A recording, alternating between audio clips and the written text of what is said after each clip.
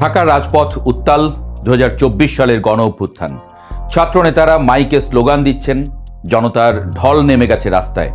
সেই উত্তাল সময়েই পতন ঘটে শেখ হাসিনা সরকারের। এই আন্দোলনের মুখ হয়ে ওঠেন কয়েকজন তরুণ নেতা। তখন কেউ ভাবেনি এই ছাত্ররাই কয়েক মাসের মধ্যে গড়বেন একটি রাজনৈতিক দল, নাম দেবেন জাতীয় নাগরিক পার্টি এনসিপি। আর কেউ ভাবেনি তারা সংসদেও পৌঁছে যাবে।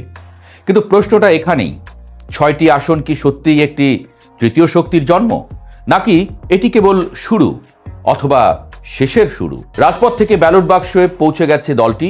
2025 সালের ফেব্রুয়ারিতে আনুষ্ঠানিকভাবে যাত্রা শুরু করে এনসিপি।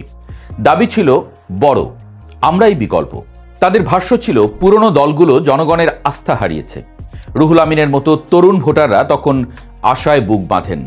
বহু বছর ধরে তিনি বিশ্বাসযোগ্য তৃতীয় শক্তির অপেক্ষায় ছিলেন। কিন্তু রাজপথ আর ব্যালট বাক্স এক জিনিস নয়। 12ই ফেব্রুয়ারির নির্বাচনের আগে জনমত জরিপে দেখা গেল এনসিপির সমর্থন এক অঙ্কের মধ্যেই ঘোরাফেরা করছে। বিশাল জনসমর্থনের ঢেউ যা অভ্যুত্থানের সময় ছিল তা আর নেই।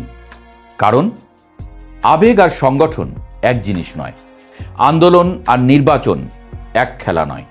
ঠিক এই সময়ে অপ্রত্যাশিত জোটের ঘোষণা।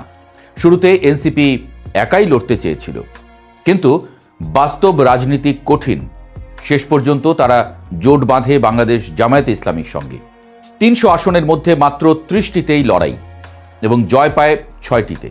অন্যদিকে বাংলাদেশ জাতীয়তাবাদী দল বিএনপি নেতৃত্বাধীন জোট পায় 212 আসন, জামায়াত নেতৃত্বাধীন জোট পায় 77টি। সংখ্যা বলছে এনসিপি ছোট, কিন্তু প্রতীকীভাবে তারা সংসদে ঢুকেছে। এটাই তাদের বড় দাবি।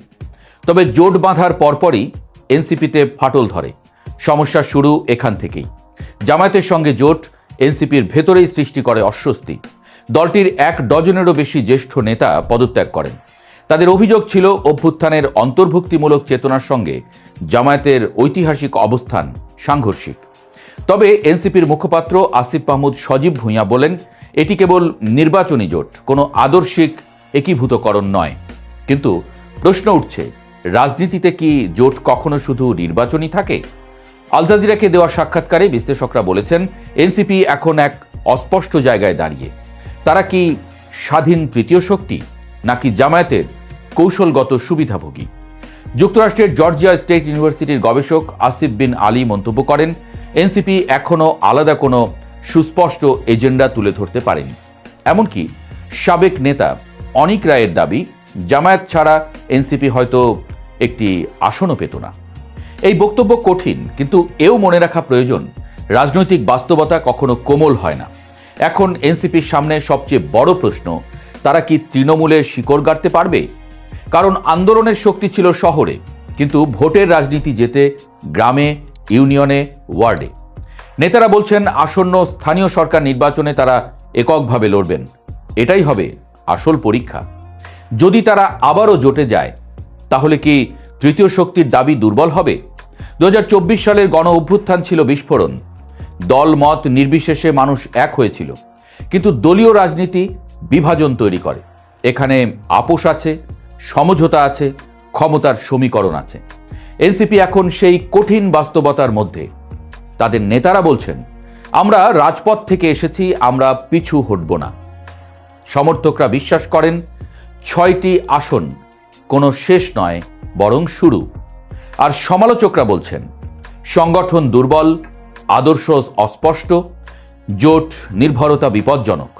এনসিপি কি পরিষ্কারভাবে বলতে পারবে তারা মধ্য বাম, মধ্য ডান? তাদের অর্থনৈতিক দর্শন কি? ধর্মনিরপেক্ষতার প্রশ্নে অবস্থান কি? বাংলাদেশের রাজনীতিতে এই পার্থক্যগুলো খুবই গুরুত্বপূর্ণ। এই ধরনের অস্পষ্টতা দীর্ঘমেয়াদে বিপজ্জনক।